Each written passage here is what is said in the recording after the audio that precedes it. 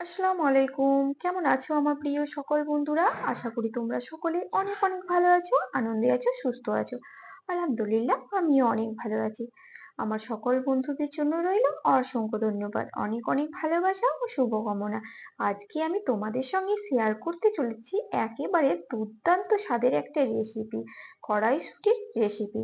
তো আজকে আমি দুর্দান্ত স্বাদের একটা কড়াইশুঁটির রেসিপি তোমাদের সঙ্গে শেয়ার করব, যেটা ভাত, রুটি, পুরি, লুচি, পরোটা এসবের সঙ্গে কিন্তু ভীষণ ভালো লাগে। তো গরম গরম রুটি, পরোটা, লুচির সঙ্গে বানিয়ে ফেলো এই দুর্দান্ত স্বাদের কড়াইশুঁটির রেসিপি, তাও আবার খুব সহজে। তার জন্য কেউ স্কিপ না করে পুরো ভিডিওটির সঙ্গে থাকো, কিভাবে আমি এই কড়াইশুঁটির দুর্দান্ত স্বাদের রেসিপি বানিয়ে থাকি।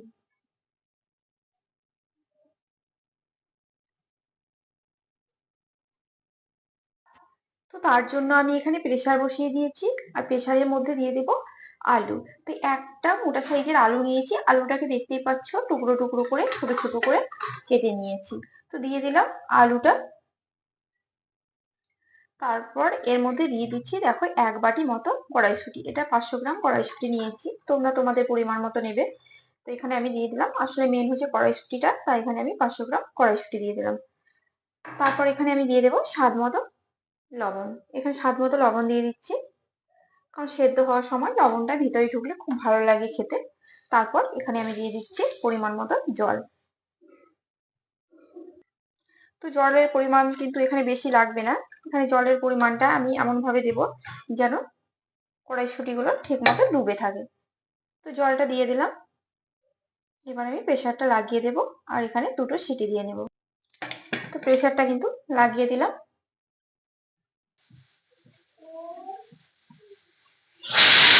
এখানে 2টো সিটি পড়ে গেল। তো প্রথমে দিয়ে দিলাম কড়াইয়ে সরিষার তেল। তো এখানে আমি প্রথমে দিয়ে দেব শুকনো লঙ্কা ফোড়ন। দিয়ে দিলাম শুকনো লঙ্কা দুটো, দুটো তেজপাতা, আর দিয়ে দিচ্ছি হাফ চামচা জিরের গুঁড়ো, গোটা জিরে। হাফ চামচা গোটা জিরে দিয়ে দিলাম। তারপর দিয়ে দিচ্ছি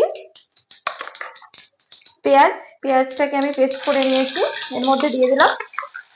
পেঁয়াজটা দিলাম কারণ একটু খসখসে হবে, খেতে ভীষণ ভালো লাগবে খসখসে হলে, সেই কারণে পেঁয়াজটাকে দিয়ে দিলাম। পেঁয়াজটাকে দেওয়ার পর ভালোভাবে পেঁয়াজটাকে কষে নেব। তো পেঁয়াজটা কিন্তু কষানো হয়ে গেছে, ভাজা হয়ে গেছে। এবারে এখানে আমি দিয়ে দিচ্ছি পরিমাণ মতো আদা রসুনের পেস্ট। তারপরে এটাকে আরো 2 মিনিট মতো কষিয়ে নেব, যেন কাঁচা কাঁচা আদা রসুনের গন্ধটা চলে যায়। তো আদা রসুন পেঁয়াজ কিন্তু কষানো হয়ে গেছে। এবারে এর মধ্যে আমি দিয়ে দিব একটা পেস্ট। তো এই পেস্টটা বলে দিই আমি কি কি দিয়ে বানিয়েছি। এটা আমি চিনে বাদাম,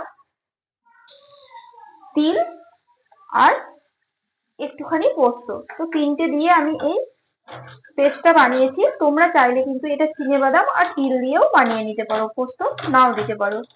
এবার এটাকে আমি নেড়ে চেড়ে নেব।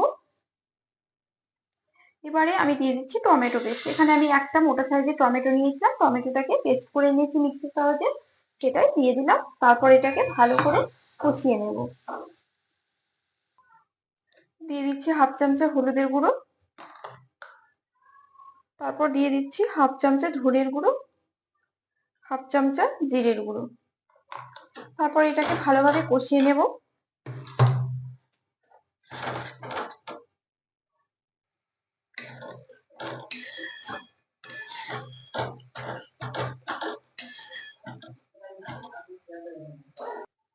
গ্রেভির মধ্যে যেন সুন্দর একটা টেস্ট আছে, টেস্টটা যেন ব্যালেন্স থাকে, সেই কারণে দিয়ে দিলাম এখানে 1 চামচা চিনি।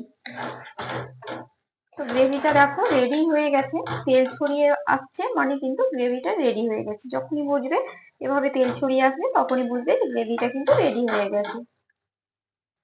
তো গ্রেভিটা তো রেডি হয়ে গেছে। এবার এর মধ্যে দিয়ে দেবো সেদ্ধ করে রাখা কড়াইশুঁটিটাকে। তো এবারে সুন্দর করে মিশিয়ে দিলাম, আর এটাকে আমি ঢাকা দিয়ে 5 মিনিট মতো ফুটিয়ে নেব। সবশেষে দিয়ে দিচ্ছি লঙ্কা চেরা। তোমরা তোমাদের মতো করে ঝাল দিয়ে দিবে, যে যতটা পছন্দ করো, তবে এটা একটু মিষ্টি মিষ্টি খেতে ভালো লাগে। তারপর দিয়ে দিচ্ছি আমি 1 চামচা গরম মশলা গুঁড়ো ছড়িয়ে, আর দিয়ে দেব 1 পিস বাটার। বাটারটা জমে আছে দেখে বুঝতেই পারছো, তো এর মধ্যে আমি বাটারটা দিয়ে দিলাম। আলহামদুলিল্লাহ, আমার কড়াইশুঁটির দুর্দান্ত রেসিপি কিন্তু রেডি হয়ে গেছে। দুর্দান্ত স্বাদের দুর্দান্ত রেসিপি, মাশাআল্লাহ অপূর্ব সুন্দর হয়েছে। দেখো দেখতে কতটা লোভনীয় হয়েছে, এটা কিন্তু খেতে ভীষণই ভালো লাগে। তোমরা এই শীতের সময় কিন্তু দেখবে বাজারে কড়াইশুঁটি অ্যাভেলেবেল পাওয়া যায়। তোমরা এভাবে অবশ্যই একবার ট্রাই করে দেখো, ভীষণ ভালো লাগবে। তো আজকের আমার রেসিপিটি কেমন লাগলো তোমরা কিন্তু কমেন্ট বক্সে অবশ্যই জানাতে ভুলো না। আর ভালো লাগলে আমার চ্যানেলটিকে লাইক, শেয়ার, কমেন্ট ও সাবস্ক্রাইব করে আমার পাশে থেকো। সবাই অনেক অনেক ভালো থেকো, সুস্থ থেকো। দেখা হচ্ছে তোমাদের সঙ্গে নেক্সট ভিডিওতে। আল্লাহ হাফেজ।